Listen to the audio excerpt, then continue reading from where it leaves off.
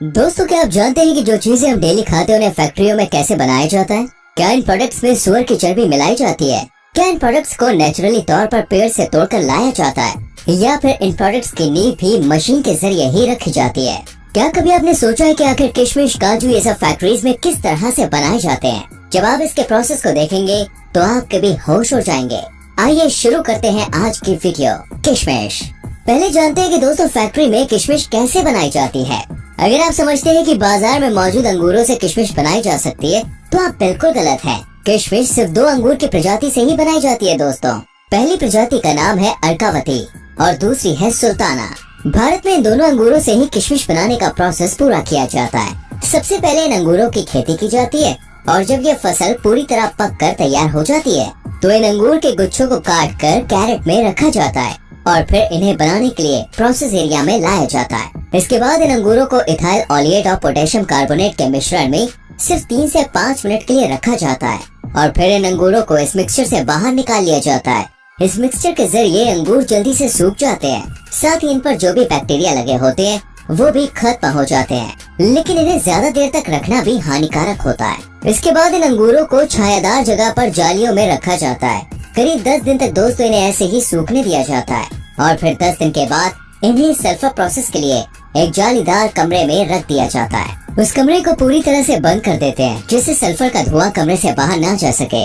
इस प्रोसेस के लिए कमरे में छोटे छोटे गड्ढे किए जाते हैं और उन गड्ढों पर भूसा डालकर सल्फर का पाउडर रख दिया जाता है और इन सबके ऊपर जलता हुआ कोयला रख देते हैं, जिससे रात भर सल्फर का धुआं अंगूरों पर लगता रहता है और अंगूर खूब अच्छी तरह से मुरझा जाते हैं। इसके बाद दोस्तों इन अंगूरों को खोल कर रख दिया जाता है, जिससे ये 4-5 दिन के अंदर पूरी तरह से किशमिश बन जाते हैं और फिर किशमिश को कैरेट में भरकर इनकी अच्छे से सफाई की जाती है। सफाई के लिए भी एक प्रोसेस करना होता है। इसके लिए ये लोग इन किशमिश को फैक्ट्री में लाते हैं और उसके बाद इन्हें क्लीनर मशीन में रखा जाता है, जिसपे कन्वेयर बेल्ट लगी होती है।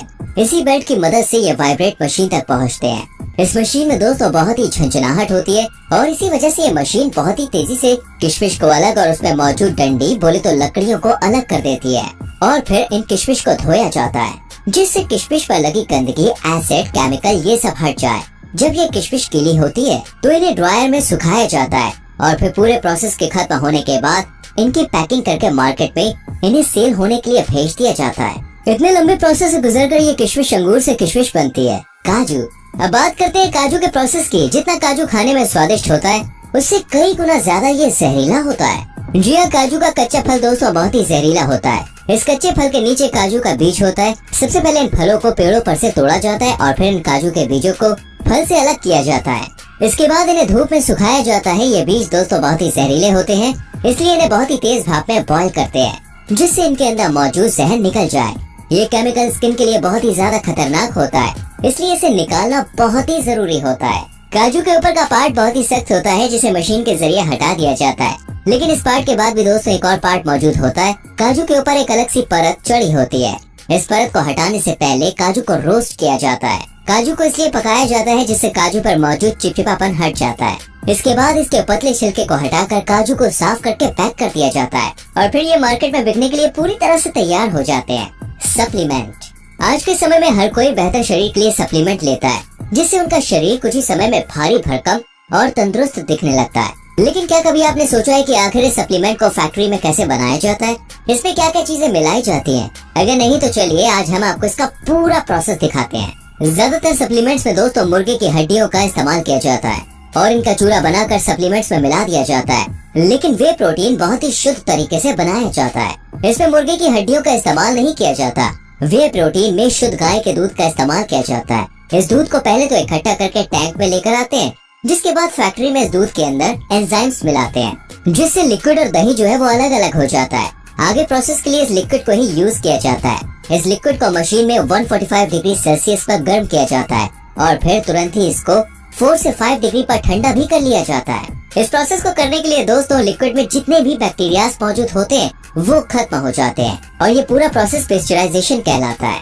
इसके बाद इसको माइक्रोफिल्ट्रेशन और आयन एक्सचेंज की सहायता से लिक्विड में मौजूद फैट और लैक्टोज को इससे अलग कर दिया जाता है। अब जितना भी लिक्विड बचा है वो सब दोस्तों वे प्रोटीन है, लेकिन ये अभी लिक्विड फॉर्म में है। इसे सूखा पाउडर बनाने के लिए एक मशीन में डाला जाता है।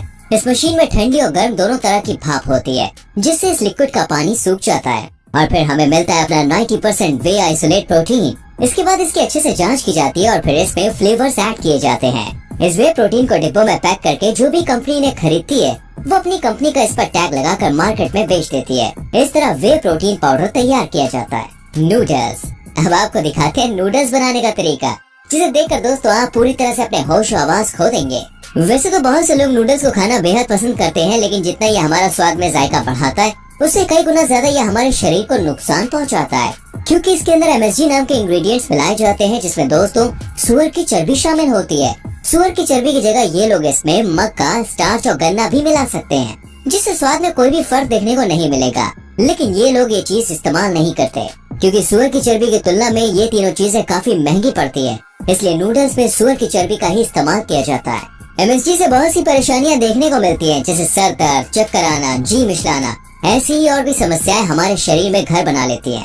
इन नूडल्स को फैक्ट्री में बनाने के लिए सबसे पहले आटा, मैदा, मसाले, केमिकल्स, MSG पाउडर और सही मात्रा में पानी मिलाया जाता है और फिर इसे मशीन के जरिए अच्छी तरह से मिक्स कर लेते हैं। इसके बाद इस आटे को दोस्तों मशीन से गुजारा जाता है। इनमें बहुत सारे रोलर्स होते हैं जिनमें पतली सी लेयर लगी होती है। जब आटा इसमें से होकर जाता है तो वो बहुत ही पतली लेयर्स में बदल जाता है और फिर ये आटा इन मशीन की मदद से ही पतली स्लाइस में काट लिया जाता है। ये स्लाइस बहुत ही पतली होती है और एक ही साइज की कटती है, जिसके बाद इन स्लाइस को अच्छे से पकाया जाता है, जिससे 80% तक इस मशीन में पक जाती है। ये स्लाइस बड़े साइज में होती है, इसलिए दोस्तों इन्हें मशीन के जरिए छोटे छोटे टुकड़ों में काट लेते हैं।